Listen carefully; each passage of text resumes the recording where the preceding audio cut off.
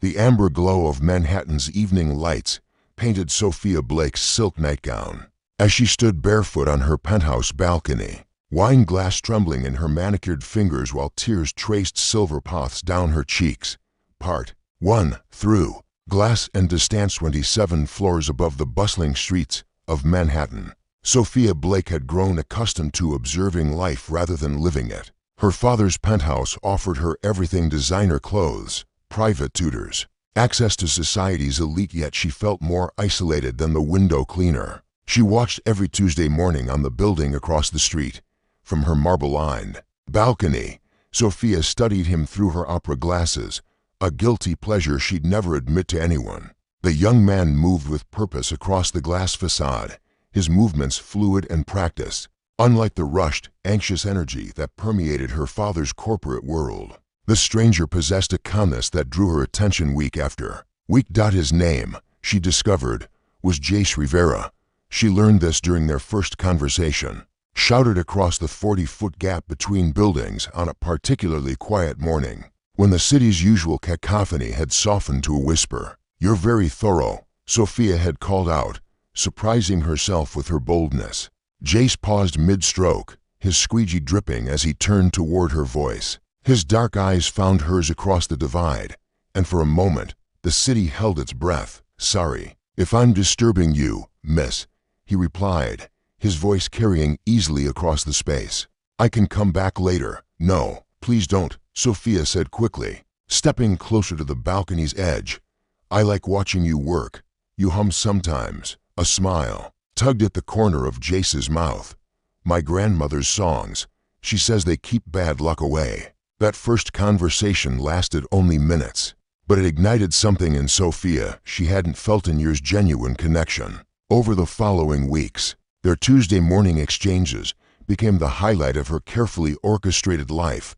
She learned that Jace supported his mother and younger sister in the Bronx, working 3 jobs to keep them afloat. He learned that behind Sophia's privileged exterior lived a young woman starving for authentic human contact. Their conversations grew longer, more intimate. Sophia found herself waking early on Tuesdays, preparing coffee for 2, setting the second cup on her balcony rail as if Jace could somehow reach across the void to accept it. The gesture became their inside joke, their shared acknowledgement of the impossible distance between their worlds. "What do you do up there all day?" Jace asked one morning, his breath visible in the October air.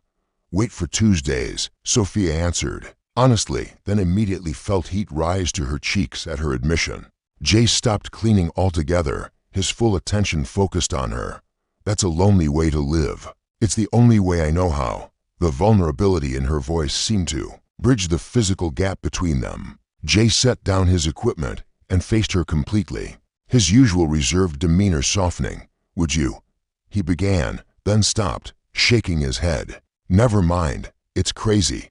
"What, would you like to get coffee sometime? I mean, real coffee, not from opposite buildings." Sophia's heart hammered against her ribs. The simple invitation felt more dangerous than any extreme sport, more thrilling than any luxury her father's money could buy. She thought of her father's expectations, the society pages that tracked her every move, the carefully curated life that felt more like a beautiful prison with each passing day. "When?" she asked. Jace laughed, the sound carrying joy across the morning air. "You sure you're allowed to be seen with someone like me?" The question hung between them, loaded with the weight of their different worlds. Sophia looked down at her silk pajamas, then across at Jace in his work clothes, safety harness still secured around his waist. The gap between their buildings suddenly seemed insignificant compared to the chasm their society had carved between their lives. "I'll make sure I am," she said, surprising herself with her determination. Their first coffee date took place in a small cafe in Queens, far from Manhattan's watchful eyes and gossiping socialites. Sophia had never ridden the subway before, and Jace guided her through the experience with patient amusement, his calloused hand steady on her elbow as she navigated the unfamiliar world of turnstiles and platform announcements. "This is how most people live," Jace explained gently as they settled into a worn booth. The cafe's mismatched furniture and handwritten menu boards a stark contrast. to the pristine establishment Sophia knew. "I like it," Sophia said, wrapping her hands around a simple ceramic mug that held the best coffee she'd ever tasted. "It feels real." Over the following months, they carved out a secret world together. Sophia learned to dress down, trading her designer clothes for jeans and sneakers that didn't immediately broadcast her wealth. Jace showed her his New York, the bodega, where everyone knew his name, the park where he played basketball with neighborhood kids, the rooftop garden his sister had started on their apartment building. In return, Sophia shared parts of herself she'd never revealed to anyone. She told him about the loneliness that luxury couldn't cure, about her dreams of becoming a teacher that her father dismissed as beneath her station, about the way she felt like a museum piece in her own life, beautiful, valuable, but never touched. "You're not untouchable," Jace whispered one evening as they sat on his building's rooftop, the city sprawling below them like a constellation. His fingers found hers in the darkness, and Sophia felt more at home than she ever had in her penthouse. Their relationship deepened with each stolen hour. Jace taught Sophia to see beauty in simplicity, the way afternoon light hit fire escapes, the rhythm of street musicians, the satisfaction of honest work. Sophia introduced Jace to dreams he'd never dared imagine: art galleries, philosophy books, conversations about futures that extended beyond mere survival. "I want to go to college," Jace confided one night as they walked through Central Park. "Study engineering, maybe design buildings instead of just cleaning them." "You should," Sophia encouraged. "You're brilliant, Jace. You see things differently than anyone I've ever met." "With what money?" He laughed, but not bitterly. He'd grown comfortable sharing his struggles with her, knowing she listened without judgment. "I could help." "No." His voice was firm but gentle. "I won't be your charity case, Sophia. If I do this, I do it myself." His pride both frustrated and attracted her. In her world, problems were solved with money, connections, and influence. Jace's insistence on earning his way challenged everything she'd been taught about success and worth. As winter melted into spring, their secret meetings became more frequent and more dangerous. Sophia grew bolder, staying out later, making excuses for her absences. She hired a car service that would drop her at various locations around the city, then took public transportation to meet Jace, creating a paper trail that wouldn't lead back to him. But love, Sophia discovered, was impossible to hide completely. It showed in the way she hummed Jace's grandmother's songs while getting dressed, in the Spanish phrases she unconsciously learned and repeated, in the light that had returned to her eyes after years of emptiness. "You seem different lately," her father, Richard Blake, observed over dinner one evening. His steel gray eyes studied her with the same intensity he brought to hostile corporate takeovers. "Happier, more present." Sophia forced herself to maintain eye contact, a skill Jace had unknowingly taught her during their long conversations. "I've been exploring the city more, finding new interests interesting." Richard set down his wine glass with deliberate precision. "And what interests might those be?" The question felt like a trap, but Sophia had learned to navigate her father's interrogations with careful truth. "Art, mostly. Photography, the way light changes throughout the day in different neighborhoods." It wasn't entirely a lie. Jace had shown her how to see the city through an artist's eyes, pointing out architectural details she'd never noticed, teaching her to appreciate the interplay of shadow and structure that defined Manhattan's character. But as spring turned to summer, Sophia sensed her carefully constructed secret life beginning to crack. Her father's questions became more pointed, his observations sharper. The private investigator's report would arrive soon. She could feel it approaching like a storm front, dark and inevitable. On their last carefree evening together, Sophia and Jace sat on her balcony. She'd finally convinced him to scale the building's service ladder for a midnight visit that felt both dangerous and necessary. The city spread below them like a promise, and for a few stolen hours, the gap between their worlds disappeared entirely. "I love you," Sophia whispered against his shoulder as dawn threatened the eastern horizon. "I love you too," Jace replied, his voice heavy with the weight of uncertainty they both felt gathering around them. Neither spoke of the future, though both knew their secret was living on borrowed time. The confrontation came on a Tuesday morning, 3 weeks after Jace's midnight balcony visit, Sophia was preparing for another day in Queens when her father appeared in her bedroom doorway, a manila folder in his manicured hands and an expression of cold disappointment etched across his face. Jace Miguel Rivera. Richard Blake read from the folder's contents. 24 years old, high school dropout, supporting a single mother and disabled sister in a rent-controlled apartment in the South Bronx. 3 jobs, including window cleaning for Apex Maintenance Services. He looked up at his daughter, who had gone pale beside her unmade bed. Shall I continue? Sophia's carefully constructed world shattered with surgical precision. The private investigator's photographs spilled across her silk bedsheets, images of her and Jace holding hands in Queens, sharing coffee in the Bronx, stealing kisses on subway platforms. Her secret life lay exposed like evidence at a crime scene. How long have you known? Sophia asked, surprised by the steadiness of her own voice. I suspected for months. I've known for certain for 3 weeks. Richard closed the folder and studied his daughter with the calculating gaze that had built his empire.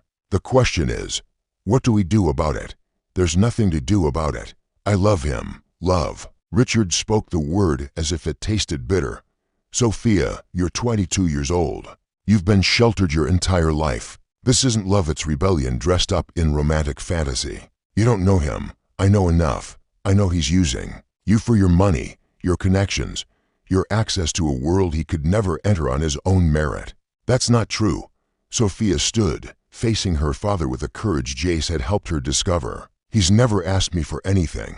He won't even let me pay for coffee. Richard's expression softened slightly, but his resolve remained granite hard, which makes him either remarkably patient or remarkably stupid. Either way, this ends now. The conversation that followed carved deep wounds in both father and daughter. Richard presented his ultimatum with businesslike efficiency. Sophia would end the relationship immediately and permanently, or face complete financial and social exile. Her trust fund, her position in society, her future, everything would disappear.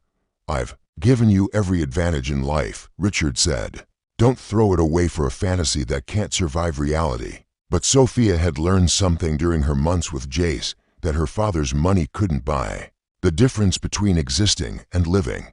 Maybe I don't want your advantages anymore. You say that now, but you've never lived without them. You've never wondered where your next meal was coming from, never chosen between rent and medicine, never watched someone you love sacrifice their dreams to keep you fed. Richard's voice carried a weariness Sophia had never heard before. I built this life to protect you from those choices, and I'm grateful. But I won't let your protection become my prison. The standoff lasted 3 days. Sophia remained in her room, refusing meals, declining calls, existing in a limbo between her old life and an uncertain future. Meanwhile, across the city, Jace continued his routine, unaware that his world was about to change. On Friday morning, Richard Blake took the unprecedented step of leaving his Manhattan office to visit a window cleaner in the Bronx. He found Jace replacing broken equipment in Apex Maintenance's cluttered warehouse, his work clothes stained with honest labor. Mr. Rivera. Richard's voice cut through the warehouse's industrial noise like a blade. Jace turned, and Sophia's father was surprised to see no shock in the young man's eyes, only resignation, as if he'd been expecting this confrontation. Mr. Blake. Jace set down his tools and faced the man who held his future in manicured hands. I assume this isn't about window cleaning. You're perceptive. I respect that. Richard produced a bank check from his jacket pocket. $1 million. More money than you'll see in 10 lifetimes of honest work. Take it. Disappear from my daughter's life, and you can afford college, a house for your family, medical treatment for your sister, everything you've ever dreamed of. Jace looked at the check without reaching for it. The number seemed abstract, impossibly large, capable of solving every problem that had haunted his family for years. His sister could get the surgery she needed. His mother could retire from her night shift cleaning job. He could enroll in engineering school without the crushing weight of financial impossibility. There's one condition, Richard continued. You never contact Sophia again. No letters, no calls, no accidental meetings. You disappear completely from her world. And if I refuse, Richard's smile was razor thin. I destroy you. Your family loses their apartment. I own the building. By the way, Apex Maintenance loses their city contracts. Your mother's employer receives information about certain immigration irregularities. Your sister's Medicaid eligibility comes under review. He paused, letting the implications sink in. I don't make idle threats. Mr. Rivera. Jace felt the walls of possibility closing around him like a fist. This was the reality Sophia couldn't see from her penthouse, power wielded without conscience. Wealth used as a weapon against those who dared to dream beyond their station. You love her, Richard observed, watching Jace's internal struggle. I can see it. But love isn't enough when it destroys everything you touch. Take the money. Save your family. Give Sophia the chance to build a life with someone who won't drag her down to poverty. The check felt weightless in Jace's hand when he finally took it. One signature would change everything, not just for him, but for everyone he loved. He thought of Sophia's laugh, the way she hummed his grandmother's songs, the dreams they'd shared on summer rooftops. He thought of his sister's medical bills, his mother's tired eyes, the education that would remain forever out of reach without this intervention. She'll hate you for this, Jace said quietly. She'll hate me anyway eventually. When the romance fades and reality sets in, when she realizes what love costs in the real world. Richard's voice carried unexpected sadness. This way, she keeps her dreams intact. That evening, Sophia received a text message that ended her world. I'm sorry. I can't do this anymore. Please don't look for me. Jace tried calling, but his number was disconnected. She went to the cafe in Queens, the basketball court, the rooftop garden, but Jace had vanished as completely as if he'd never existed. Only the memory of Tuesday morning conversations and stolen moments remained. 3 months later, Sophia learned the truth from her father's assistant, who'd grown fond of the young woman and couldn't bear to watch her blame herself for Jace's disappearance. The revelation of the bribe and threats sent Sophia into a rage that lasted weeks, but eventually cooled into something harder and more determined than her father had ever seen. You destroyed the only real thing in my life, she told Richard during their final confrontation. I saved you from a mistake that would have defined your entire future. No, Sophia replied, her voice carrying new strength. You taught me exactly who I want to become, and it's nothing like you. Sophia used her trust fund to establish a scholarship program for underprivileged students. Pursuing higher education, she moved out of the penthouse, found work teaching at an inner-city school, and slowly built a life defined by her own choices rather than her father's expectations. She never saw Jace again, though she sometimes wondered if the young man studying engineering at Columbia, funded by an anonymous scholarship, might be familiar. Some stories, she learned, end not with reunion, but with the knowledge that love can inspire transformation, even when it can't survive the obstacles placed in its path. In his modest apartment near campus, Jace Rivera kept a photo of the Manhattan skyline tucked inside his textbook. Sometimes, when the weight of his choices felt unbearable, he would look at it and remember the view from a penthouse balcony, the sound of a woman's laughter carried on morning air, and the brief, shining moment when love had seemed stronger than the forces arrayed against it. Both had learned that some choices define us not by what we gain, but by what we're willing to sacrifice for those we love. When love collides with the harsh realities of class and power, who bears the true cost of compromise? Those who make the sacrifice, or those who are protected by it?